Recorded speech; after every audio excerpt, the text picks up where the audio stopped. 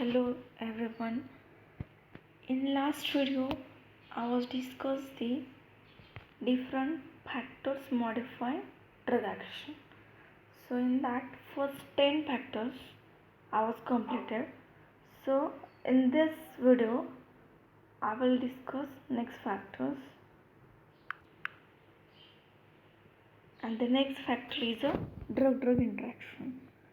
So drug-drug interaction means what? Drug-drug interaction means आता कोणत्याही दोन गोष्टी कोणतेही दोन ड्रग किंवा दोनपेक्षा जास्त ड्रग जर बॉडीमध्ये घेतले किंवा दोनपेक्षा जास्त जर ड्रग ॲडमिनिस्टर केले यूज केलं तर त्याने काय होतं ड्रग इंट्रॅक्शन होतं. जसं काय जर दोन अपोजिट फूड असतील जर दोन अपोजिट फूड आपण जे अन्न खातो ते जे अपोजिट असेल तर ते आपण बॉडीमध्ये घेतलं तर त्याच्यामध्ये पण काय होतं इंट्रॅक्शन होतं त्याची रिॲक्शन होते इंट्रॅक्शन होतं. तसंच दोन किंवा दोनपेक्षा जास्त ड्रग जर यूज केले तर त्याच्यामध्ये काय होऊ शकतं ड्रग इंट्रॅक्शन होऊ शकतं आणि ते interaction outside of the body पण होऊ शकतं आणि इनसाईड ऑफ द बॉडी पण होऊ शकतं. जर दोन किंवा दोनपेक्षा जास्त ड्रग यूज केले तर त्याने ड्रग इंट्रॅक्शन होतं आणि ते बॉडीच्या आतमध्येही होऊ शकतं इंटरनली होऊ शकतं आणि आउटसाईड ऑफ द बॉडी पण होऊ शकतं and may be useful or harmful. ते मग युजफुल पण असू शकतं आणि बॉडीसाठी हार्मफुल पण असू शकतं. So first point drug interaction are the result of use of 2 or more drugs. They may occur either outside of body or within the body. They may be useful or harmful to our body. Next, example of drug interaction. Interaction between tetracycline antibiotic and antacids, calcium supplements, milk product etc. जे पण interaction आहे टेट्रासायक्लिनसोबत जे पण antacid किंवा calcium supplements किंवा milk products हे शक्यतो काय करतात अवॉइड करतात. कारण जे पण हे आहेत कॅल्शियम सप्लिमेंट्स म्हणा किंवा मिल्क प्रोडक्ट्स म्हणा त्याच्यामध्ये जे आयन्स असतात ते टेट्रासायक्लिनसोबत कॉम्प्लेक्स फॉर्म करतात आणि टेट्रासायक्लिनचं जे पण ॲब्सॉर्प्शन असतं ते कमी करतात. सो टेट्रासायक्लिनसोबत अँटासिड्स, कॅल्शियम सप्लिमेंट्स आणि मिल्क प्रोडक्ट्स हे काय करतात इंट्रॅक्शन करतात. Next example interaction between ciprofloxacin and antacids, calcium supplement, milk products. आता सेम अँटीबायोटिक आहे सिप्रोफ्लोक्झासिन त्याच्यासोबतही सेम अँटासिड्स जे पण अँटासिड्स आहेत ते नंतर कॅल्शियम सप्लिमेंट्स जे आपण कॅल्शियमच्या टॅबलेट किंवा कॅप्सूल्स असतात जे कॅल्शियम सप्लिमेंट्स असतात पावडर फॉर्ममध्ये पण कॅल्शियम सप्लिमेंट्स असू शकतात तर त्या काय करतात सिप्रोसोबत इंट्रॅक्शन करतात अँड मिल्क प्रोडक्ट्स मग मिल्कमध्ये जे वेगवेगळे प्रोडक्ट्स आहेत मिल्क बटर घी हे पण काय करतात सिप्रोफ्लोक्झासिनसोबत इंट्रॅक्शन करतात. Next point antacids enhance ionization and so excretion of weakly acidic सॅलिसिलेट्स.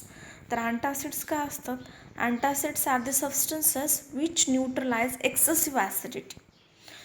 जेव्हा पण आपल्या स्टमकमध्ये ॲसिड सिक्रेशन जास्त होतं स्टमकमध्ये ॲसिडचं सिक्रेशन जास्त होतं त्या कंडिशनमध्ये आपल्याला ॲसिडिटी होते. मग ॲसिडिटीज म्हणजेच काय थोडक्यात त्या कंडिशनमध्ये अँटासिड्स यूज करतात.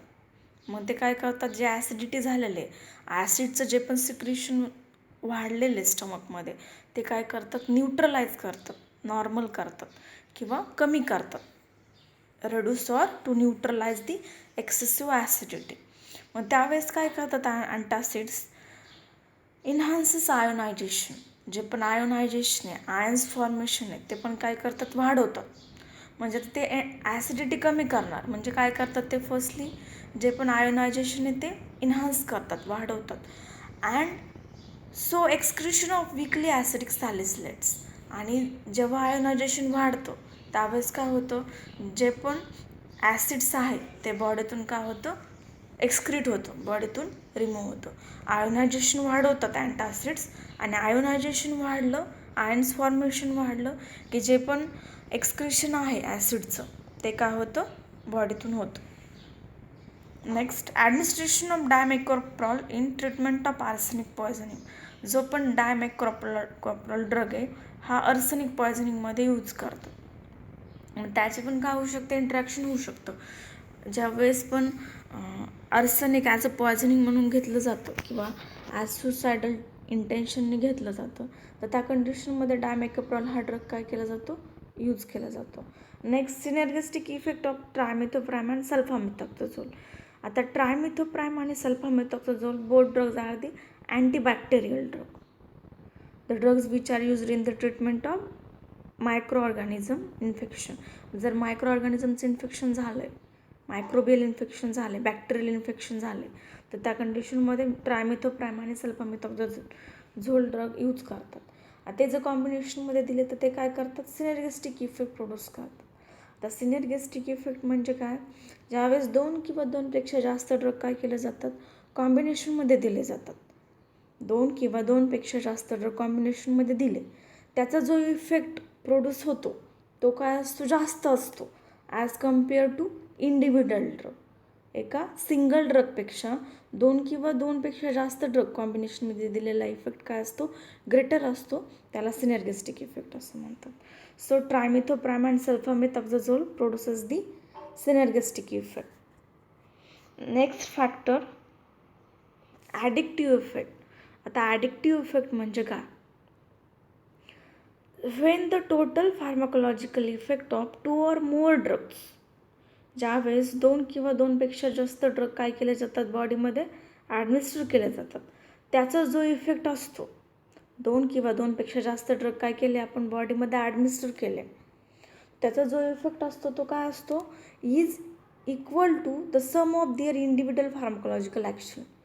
जेवढा इंडिव्हिज्युअल एका ड्रगची फार्माकोलॉजिकल ॲक्शन असते, एक ड्रग जेवढा इफेक्ट देतो तेवढेच काय करतात, 2 किंवा 2पेक्षा जास्त ड्रग काय करतात, इफेक्ट देतात, इज इक्वल सेम इफेक्ट देतात.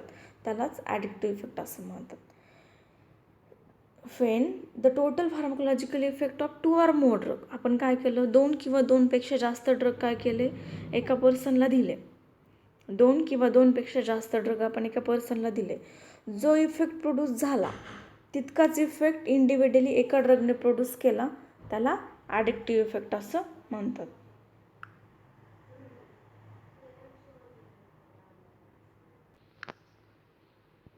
आता याच्यामध्ये जर एक्झाम्पल पाहायचं झालं तर फॉर एक्झाम्पल आपल्याकडे 2 टेबल आहेत. मग आपण काय केलं, 2 व्यक्ती त्याच्यासाठी सिलेक्ट केल्या. जो पहिला टेबल आहे तो एका व्यक्तीला उचलायला सांगितला आणि तोच टेबल परत दुसऱ्या व्यक्तीला उचलायला सांगितला. दोघांनीही काय केलं, तो टेबल उचलला. आणि जो दुसरा टेबल आहे तो दोन्ही व्यक्तींना उचलायला सांगितला.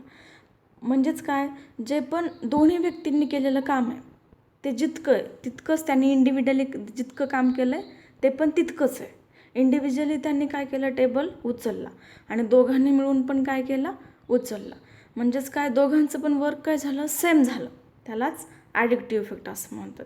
मग याच्यामध्येही सेम 2 किंवा 2पेक्षा जास्त ड्रग आपण एखाद्या पर्सनला दिले तर त्यावेळेस जो इफेक्ट प्रोड्यूस होतो तेवढाच इफेक्ट इंडिव्हिज्युअली एका ड्रगनेही प्रोड्यूस होतो. त्याला ॲडिक्टिव्ह इफेक्ट असं म्हणतात. मग त्याच्यामध्ये एक्झाम्पल आहे, ephedrine and aminophylline shows addictive effect in treatment of bronchial asthma.